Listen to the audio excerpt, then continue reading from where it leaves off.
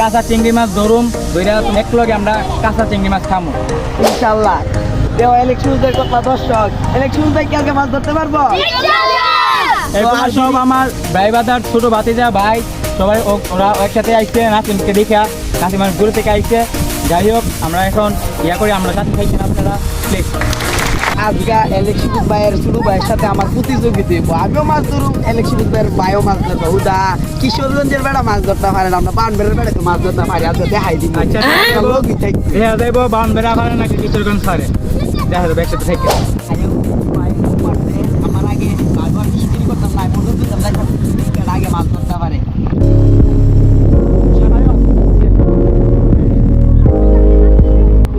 আগে না গাই প্রশ্ন করতে আপনারা লাগে Oh my God.